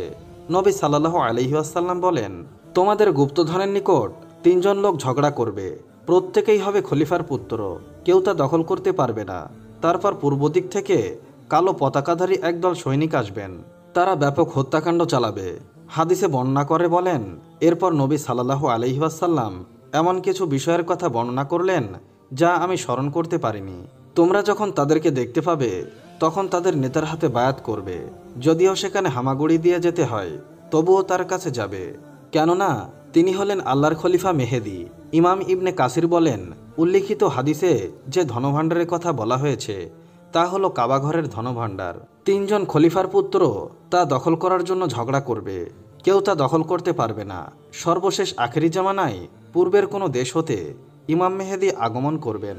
তিনি আরও বলেন, পূর্বাঞ্চলের লোকেরা তাকে সাহায্য করবে এবং তার শাসনকালকে সমর্থন করবে। তারা কালো পতাকাধারী হবে। মোট কথা, আখেরি জামানার পূর্ব দেশ হতে তার বের হওয়া সত্য। কাবাঘরের পাশেই তার জন্য বায়াত করা হবে। ইমাম মেহেদীর আগমনের ব্যাপারে অনেক সহিহ হাদিস রয়েছে। কোনো কোনো হাদিসে প্রকাশ্যভাবে তার নাম উল্লেখ আছে, আবার কোনো কোনো হাদিসে তার গুণাগুণ উল্লেখিত রয়েছে। তার আগমন সত্য হওয়ার জন্য এই সমস্ত হাদিসই যথেষ্ট। আবু সাঈদ খুদরি রাদিয়াল্লাহু আনহু নবী সাল্লাল্লাহু আলাইহি ওয়াসাল্লাম হতে বর্ণনা করেন, আখেরি জামানায় আমার উম্মতের মধ্যে মেহেদীর আগমন ঘটবে। তার শাসনকালে আকাশ থেকে প্রচুর বৃষ্টিপাত হবে, জমিন প্রচুর ফসল উৎপন্ন করবে। তিনি মানুষের মধ্যে প্রচুর সম্পদ সমানভাবে বিতরণ করবেন। গৃহপালিত পশুর সংখ্যা বৃদ্ধি পাবে এবং উম্মতে মুহাম্মাদির সম্মান বৃদ্ধি পাবে। তিনি 7 বছর কিংবা 8 বছর জীবিত থাকবেন। আবু সাঈদ খুদরি রাদিয়াল্লাহু আনহু হতে আরও বর্ণিত আছে, নবী সাল্লাল্লাহু আলাইহি ওয়াসাল্লাম বলেন, আমি তোমাদেরকে মেহেদীর আগমন সম্পর্কে সুসংবাদ দিচ্ছি। মানুষেরা যখন মতবিরোধে লিপ্ত হবে তখন তিনি প্রেরিত হবেন। পৃথিবী হতে জুলুম নির্যাতন দূর করে ন্যায় ইনসাফ দ্বারা তা ভরে দিবেন। আকাশ জমিনের সকল অধিবাসী তার উপর সন্তুষ্ট হবেন। তিনি মানুষের মাঝে সমানভাবে প্রচুর সম্পদ বিতরণ করবেন। নবী সাল্লাল্লাহু আলাইহি ওয়াসাল্লাম বলেন, মেহেদী আসবেন আমার বংশধর হতে। তার কপাল হবে উজ্জ্বল এবং নাক হবে উঁচু। পৃথিবী হতে জুলুম নির্যাতন দূর করে দিয়ে ন্যায় ইনসাফ দ্বারা তা ভরে দিবেন। 7 বছর পর্যন্ত তিনি রাজত্ব করবেন। উম্মে সালমা রাদিয়াল্লাহু আনহু বলেন, আমি রাসূল সাল্লাল্লাহু আলাইহি ওয়াসাল্লামকে বলতে শুনেছি, মেহেদীর আগমন হবে আমার পরিবারের ফাতিমার বংশধর হতে। জাবের রাদিয়াল্লাহু আনহু বলেন, রাসূল সাল্লাল্লাহু আলাইহি ওয়াসাল্লাম বলেন, ঈসা আলাইহি ওয়াসাল্লাম যখন অবতরণ করবেন তখন মুসলমানদের আমির তাকে বলবেন, আসুন আমাদের নামাজের ইমামতি করুন। ঈসা আলাইহি ওয়াসাল্লাম বলবেন, বরং তোমাদের আমির তোমাদের মধ্য হতে এই উম্মতের সম্মানের কারণেই তিনি এই মন্তব্য করবেন। ইমাম ইবনুল কাইয়্যিম আল মালালুল মুমিন গ্রন্থে উল্লেখিত হাদিসটি বর্ণনা করেছেন। যে আমিরের ইমামতিতে মুসলমানগণ নামাজ পড়বেন তিনি তার নামও উল্লেখ করেছেন, আর তিনি হলেন মেহেদী। এই হাদিস সম্পর্কে ইবনুল কাইয়্যিম বলেন, হাদিসের সনদ খুব ভালো। আবু সাঈদ খুদরি রাদিয়াল্লাহু আনহু রাসূল সাল্লাল্লাহু আলাইহি ওয়াসাল্লাম হতে বর্ণনা করেন, ঈসা ইবনে মারিয়াম যে ইমামের পিছনে নামাজ পড়বেন তিনি হবেন আমাদের মধ্য হতে। নবী সাল্লাল্লাহু আলাইহি ওয়াসাল্লাম বলেন, ততদিন দুনিয়ায় ধ্বংস হবে না যতদিন না আমার পরিবারের একজন লোক আরবদের বাদশা হবে। তার নাম হবে আমার নামে এবং তার পিতার নাম হবে আমার পিতার নাম অনুরূপ, অর্থাৎ তার নাম হবে মুহাম্মদ বিন আবদুল্লাহ। উম্মে সালামা রাদিয়াল্লাহু আনহু বলেন, নবী সাল্লাল্লাহু আলাইহি ওয়াসাল্লাম বলেন, কাবা ঘরের পাশে একজন লোক আশ্রয় নেবে, তার বিরুদ্ধে একজন সৈনিক প্রেরণ করা হবে। সৈন্যরা যখন বাইতা নামক স্থানে পৌঁছাবে তখন জমিন তাদেরকে গ্রাস করে ফেলবে। উম্মে সালামা বলেন, আমি রাসূল সাল্লাল্লাহু আলাইহি ওয়াসাল্লামকে জিজ্ঞেস করলাম, অপছন্দ সত্ত্বেও যারা তাদের সঙ্গে যাবে তাদের কি অবস্থা হবে? উত্তরে নবী সাল্লাল্লাহু আলাইহি ওয়াসাল্লাম বলেন, তাকে সহজমিন ধসে যাবে, তবে কিয়ামতের দিন সে আপন নিয়তের উপর পুনরুত্থিত হবে। হাফসা রাদিয়াল্লাহু আনহু হতে বর্ণিত, রাসূল সাল্লাল্লাহু আলাইহি ওয়াসাল্লাম বলেন, অচিরেই এই ঘরের অর্থাৎ কাবা ঘরের পাশে একদল লোক আশ্রয় গ্রহণ করবে। শত্রুর সাথে মোকাবেলা করার মতো তাদের কোনো উল্লেখযোগ্য সৈনিক কিংবা অস্ত্রশস্ত্র বা প্রস্তুতি থাকবে না। তাদেরকে হত্যা করার জন্য একদল সৈনিক প্রেরণ করা হবে। সৈন্যরা যখন বাইতা নামক স্থানে পৌঁছাবে তখন জমিন তাদেরকে গ্রাস করে ফেলবে। আয়েশা রাদিয়াল্লাহু আনহা বলেন, একদা রাসূল সাল্লাল্লাহু আলাইহি ওয়াসাল্লাম ঘুমের ঘরে এলোমেলো কিছু কাজ করলেন। তখন আয়েশা রাদিয়াল্লাহু আনহা বলেন, জাগ্রত হলে আমরা তাকে বললাম, ঘুমের মধ্যে আপনি আজ এমন কিছু কাজ করেছিলেন যা অতীতে কোনোদিনই করেননি। তখন হযরত মুহাম্মদ সাল্লাল্লাহু আলাইহি ওয়াসাল্লাম বলেন, আমার উম্মতের একদল লোক কাবার পাশে আশ্রয় গ্রহণকারী কুরাইশ বংশের একজন লোকের বিরুদ্ধে যুদ্ধ করার উদ্দেশ্যে রওনা হবে। তারা যখন বাইতা নামক স্থানে পৌঁছাবে তখন তাদেরকে নিয়ে জমিন ধসে যাবে। আমরা বললাম, হে আল্লাহর রাসূল, তখন তো রাস্তায় বিভিন্ন ধরনের লোক থাকবে। তখন নবী সাল্লাল্লাহু আলাইহি ওয়াসাল্লাম বললেন, তাদের ভিতরে এমন লোক থাকবে যারা নিজেদেরকে গোমরাও জেনেও বের হবে, কাউকে বল প্রয়োগ করে আনা হবে এবং তাদের মধ্যে মুসাফির থাকবে। তারা সকলেই ধ্বংস হয়ে যাবে, তবে সকলেই আল্লাহ তাআলার নিয়তের উপর পুনরুত্থিত করবেন। তাদেরকে নিয়তির উপর পুনরুত্থিত করার অর্থ তাদের কেউ জান্নাতে যাবে আর কেউ জাহান্নামে প্রবেশ করবে। যারা নিজেদের ভ্রান্ত জেনেও উক্ত ইমামের পিছনে যুদ্ধ করতে বের হবে তারা জাহান্নামী হবে, আর যাদেরকে বাধ্য করে আনা হবে তাদের কোনো অপরাধ হবে না। তেমনিভাবে পথিক ও পার্শ্ববর্তী স্থানের লোকেরাও উক্ত ভূমিধস থেকে রেহাই পাবে না। কিন্তু সকল শ্রেণীর লোক নিজ নিজ আমল নিয়ে পুনরুত্থিত হবেন। উপরের 3টি হাদিস থেকে জানা গেল, যে লোকটি কাবার প্রান্তরে আশ্রয় গ্রহণ করবেন তিনি হবেন কুরাইশ বংশের অন্তর্ভুক্ত। তিনি আল্লাহর সাহায্য প্রাপ্ত হবেন এবং তাদের শত্রুদেরকে ভূমিধসের মাধ্যমে ধ্বংস করবেন। নবী মুহাম্মদ সাল্লাল্লাহু আলাইহি ওয়াসাল্লাম বলেন, সেদিন কেমন হবে তোমাদের অবস্থা, যেদিন তোমাদের মধ্যে ঈসা ইবনে মারিয়াম নেমে আসবেন এবং তোমাদের মধ্য হতে একজন ইমাম হবেন, অর্থাৎ তোমাদের সাথে জামাতে শরিক হয়ে ঈসা আলাইহি ওয়াসাল্লাম তোমাদের ইমামের পিছনে নামাজ আদায় করবেন। জাবের রাদিয়াল্লাহু আনহু বলেন, আমি রাসূল সাল্লাল্লাহু আলাইহি ওয়াসাল্লামকে বলতে শুনেছি, আমার উম্মতের একটি দল হকের উপর বিজয় থেকে কিয়ামত পর্যন্ত লড়াই করতে থাকবে। অতঃপর ঈসা ইবনে মারিয়াম অবতরণ করবেন। তাকে দেখে মুসলমানদের আমির বলবেন, আসুন আমাদেরকে নিয়ে নামাজের ইমামতি করুন। তখন ঈসা আলাইহি ওয়াসাল্লাম বলবেন, না, বরং তোমাদের আমির তোমাদের মধ্য হতে এই উম্মতের সম্মানের কারণে তিনি এই মন্তব্য করবেন। নবী সাল্লাল্লাহু আলাইহি ওয়াসাল্লাম বলেন, আখেরি জামানায় আমার উম্মতের মধ্যে একজন খলিফা হবেন, যিনি মানুষের মধ্যে মুক্ত হস্তে অগণিতভাবে ধন সম্পদ বিতরণ করবেন। এবার আমরা আলোচনা করব মেহেদী আগমনের ব্যাপারে। কতিপয় বিজ্ঞ আলেম এর বক্তব্য। হাফেজ আবুল হাসান আল আমেরি রহমতুল্লাহ আলাইহি বলেন, মেহেদী সম্পর্কিত হাদিসগুলো নবী সাল্লাল্লাহু আলাইহি ওয়াসাল্লাম থেকে মোতাওয়াতি হিসাবে বর্ণিত হয়েছে। তিনি আহলে বাইত তথা নবী সাল্লাল্লাহু আলাইহি ওয়াসাল্লামের বংশধরের অন্তর্ভুক্ত হবেন। 7 বছর রাজত্ব করবেন। তার রাজত্বকালে পৃথিবীর ন্যায় ইনসাফে পরিপূর্ণ হয়ে যাবে। তার রাজত্বকালে ঈসা ইবনে মরিয়াম আগমন করে দাজ্জালকে হত্যা করবে। ঈসা আলাইহি ওয়াসাল্লাম তার পিছনে নামাজ পড়বেন। ইমাম শাওকানি রহমতুল্লাহ আলাইহি বলেন, যতদূর জানা যায় মেহেদীর ব্যাপারে 50টি মোতাওয়াতির হাদিস বর্ণিত হয়েছে। তার মধ্যে রয়েছে সহি, হাসান ও সামান্য ত্রুটি বিশিষ্ট হাদিস, যা অন্য সূত্রে বর্ণিত হওয়ার কারণে ত্রুটিমুক্ত হয়ে গেছে। সুতরাং বিনা সন্দেহে হাদিসগুলো মুতাওয়াতির। শায়খ আব্দুল আজিজ বিন বাজ রহমতুল্লাহ আলাইহি বলেন, মেহেদীর বিষয়টি অতি সুস্পষ্ট। এ ব্যাপারে হাদিসগুলো মুতাওয়াতি সূত্রে বর্ণিত। তার আগমন সত্য। তিনি হলেন মোহাম্মদ বিন আবদুল্লাহ আল হাসানি আল ফাতেমি। আখেরি জামানায় তিনি আগমন করে সত্য ও ন্যায় প্রতিষ্ঠা করবেন, অন্যায় অবিচার প্রতিহত করবেন। তার মাধ্যমে আল্লাহ সত্য ও কল্যাণের ঝান্ডা বুলন্দ করবেন। যে ব্যক্তি আখেরি জামানায় ইমাম মেহেদীর আগমনের অস্বীকার করবে, তার কথায় কর্ণপাত করা যাবে না। শায়খ আব্দুল মহাসিন আল আব্বাদ বলেন, 26 জন সাহাবী থেকে মেহেদীর আগমন সম্পর্কিত হাদিসগুলো বর্ণিত হয়েছে।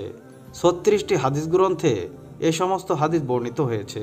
উপরে আলোচনা থেকে আমরা জানতে পারলাম, ইমাম মেহেদীর আগমনের বিশ্বাস স্থাপন করা ওয়াজিব, কারণ তার আগমনের ব্যাপারে অনেক সহিহ হাদিস বর্ণিত হয়েছে।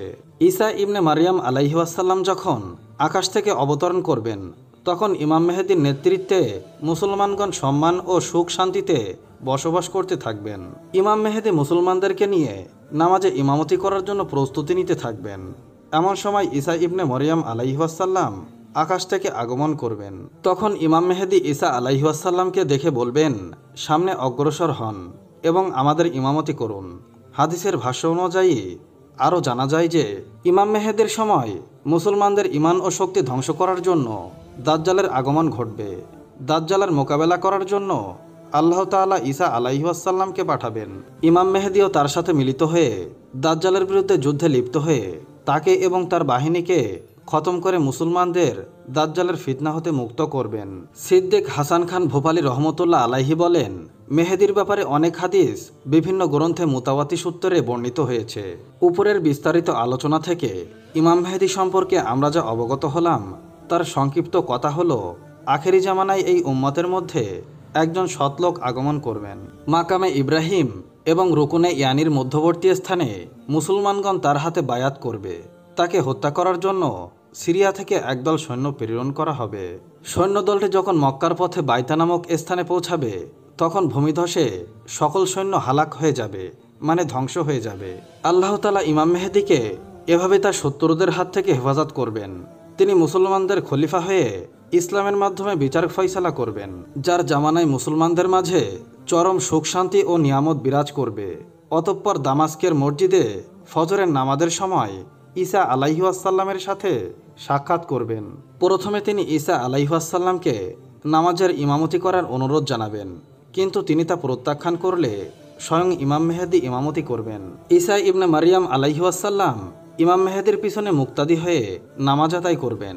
তারপর তিনি ঈসা আলাইহি ওয়াসাল্লামের সাথে যোগ দিয়ে দাজ্জালের বিরুদ্ধে যুদ্ধ করার জন্য বের হবেন এবং দাজ্জাল হত্যার কাজে ঈসা আলাইহি ওয়াসাল্লামকে সহায়তা করবেন।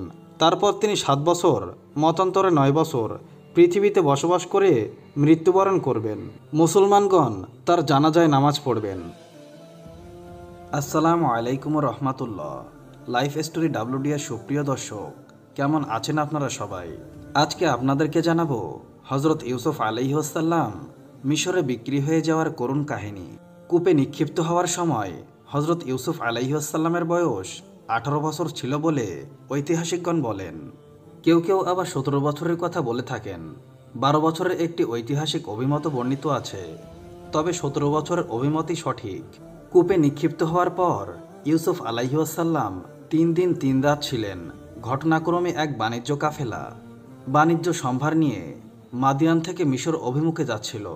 পথ ভুলে তারা ইউসুফ আলাইহিস সালাম যে কূপে নিক্ষিপ্ত হয়েছিলেন সেটির নিকট তারা পৌঁছে যায়। কূপের পাড়ের আবহাওয়া, প্রাকৃতিক পরিবেশ ভালো দেখতে পেয়ে তারা সেখানে যাত্রা বিরতি করেন। কিন্তু কূপটি সাপবিচ্ছু দ্বারা পরিপূর্ণ এবং জনবসতি থেকে দূরে ছিল। তদুপরি এই কূপের পানীয় ছিল লবণাক্ত। ইউসুফ আলাইহিসসালামকে নিক্ষেপ করার পর এই কূপের পানি মিষ্টি হয়ে যায়। বাণিজ্য কাফেলার দলপতির নাম ছিল মালিক ইবনে জাজ। তার এক গোলাম ছিল, নাম তার বসরা। বসরা পানি তোলার জন্য কূপে ডোল ছাড়ে। তখন মহান আল্লাহ তাআলার হুকুমে জিবরাইল আলাইহিসসালাম বললেন, ইউসুফ, আপনি এই ডোলে বসে পড়ুন। বসরা ডোল উঠিয়ে দেখে শশীতল সুন্দর এক কিশোর বালক। দ্বিতীয় কাউকে সে আর এত সুন্দর দেখতে পায় নাই। হাদিসে বর্ণিত আছে, মহান আল্লাহ তাআলা সবটুকু সৌন্দর্য দুই ভাগ করে এক ভাগ ইউসুফকে আর এক ভাগ সারা জাহানকে দান করেছেন। বাণিজ্য কাফেলার লোকেরা তার সৌন্দর্য দর্শনে বিমোহিত হয়ে জিজ্ঞাসা করল, হে বৎস, তুমি কি মানুষ নাকি ফেরেশতা নাকি পরিজাদা? ইউসুফ আলাইহিসসালাম বললেন, আমি আদম আলাইহিসসালামের বংশধর। এই সময় ইউসুফ আলাইহিসসালামের ভাইরা সবাই কূপের কাছেই ছিল। শোরগোল শুনে তারা ইউসুফ আলাইহিসসালামকে দেখতে পেয়ে বলল, এ আমাদের গোলাম ভয়ে পালিয়ে এসেছে এবং এই কূপে পড়ে গেছে।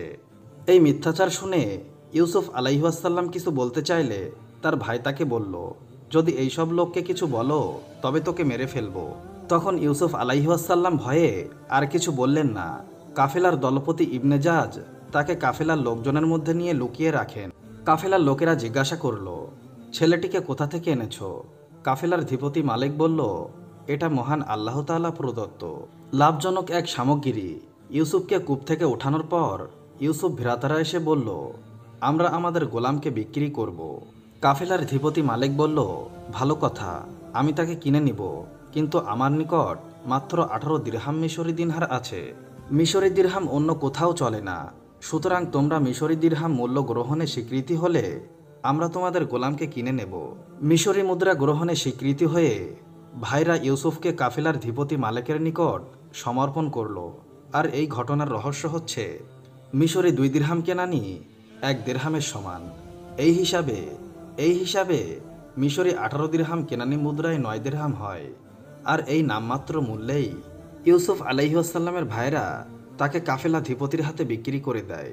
তাদের উদ্দেশ্য ছিল পিতার দৃষ্টি থেকে তাকে দূরে নিক্ষেপ করা। নতুবা ইউসুফ ভ্রাতারা কিন্তু দিনহীন নিঃস্ব ছিলেন না।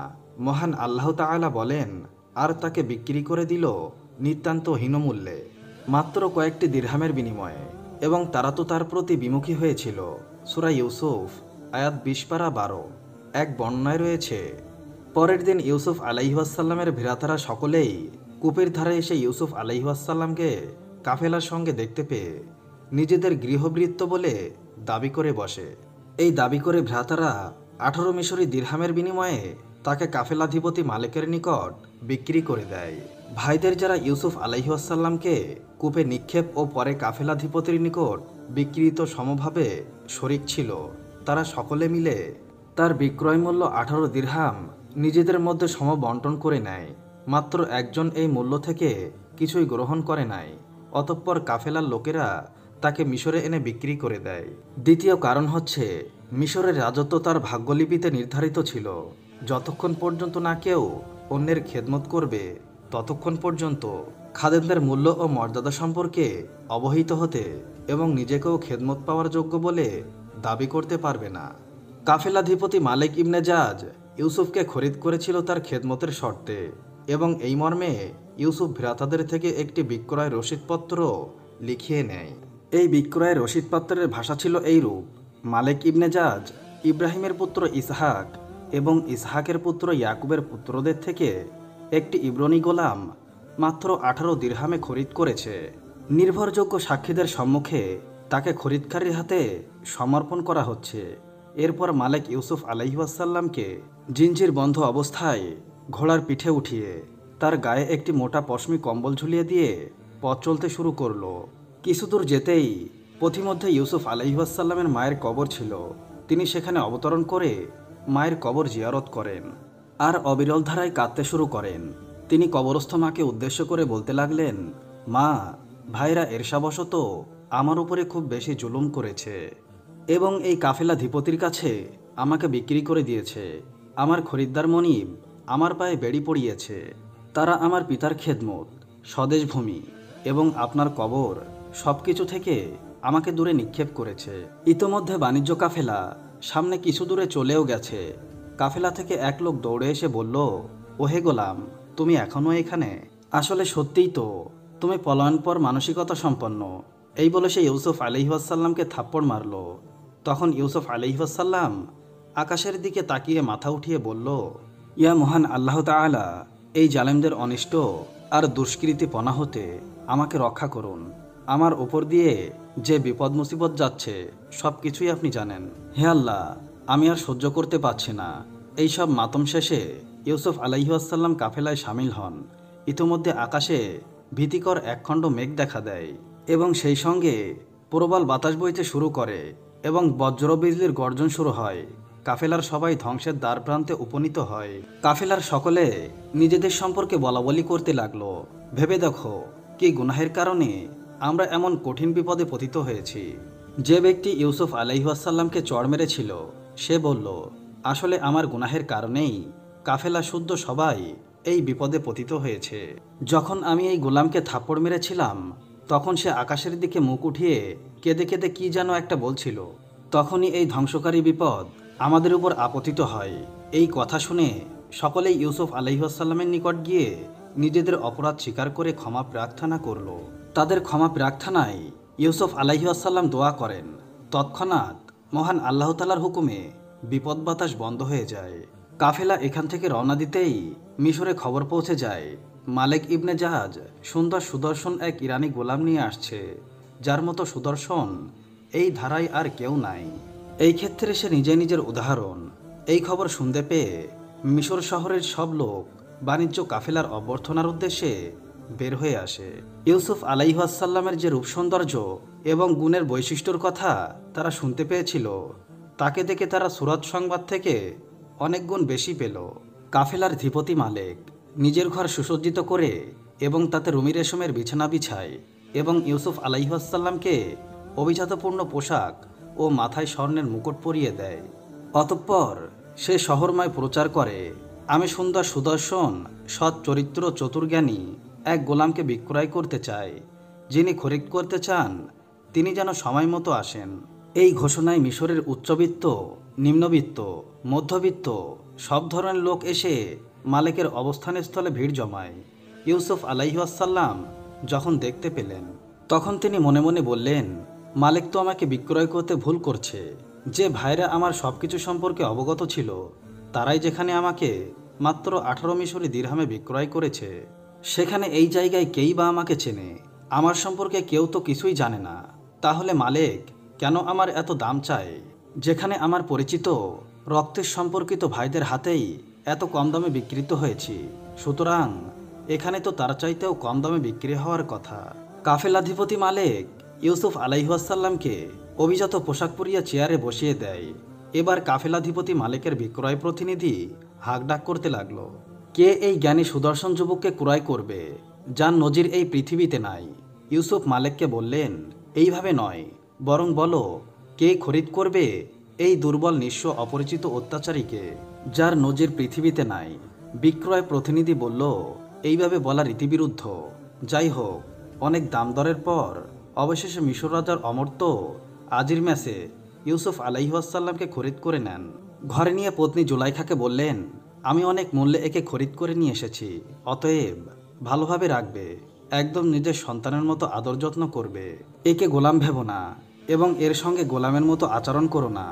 আজিদ মিশরে উল্লেখিত কথাবার্তার সম্পর্কে মহান আল্লাহ তাআলা বলেন, আর মিশরে যে তাকে খরিদ করেছে সে তার স্ত্রীকে বলল, একে ভালোভাবে মর্যাদা সহকারে রেখো, সম্ভবত একে দিয়ে আমাদের উপকার হবে, অথবা আমরা একে সন্তান বানাবো। সূরা ইউসুফ আয়াত 21 পারা 12। সুপ্রিয় দর্শক, প্রতিদিন নতুন নতুন ভিডিও পেতে আমাদের চ্যানেলটি অবশ্যই সাবস্ক্রাইব করুন এবং পাশে থাকা বেল আইকনটিও অবশ্যই প্রেস করতে ভুলবেন না। এবং সেই সাথে আপনার যে কোনো মতামত আমাদের জানাতে আমাদের ভিডিওতে অবশ্যই কমেন্ট করুন। আশা করি আপনারা সকলেই ভালো থাকবেন এবং সুস্থ থাকবেন। আসসালামু আলাইকুম ওয়া রাহমাতুল্লাহ।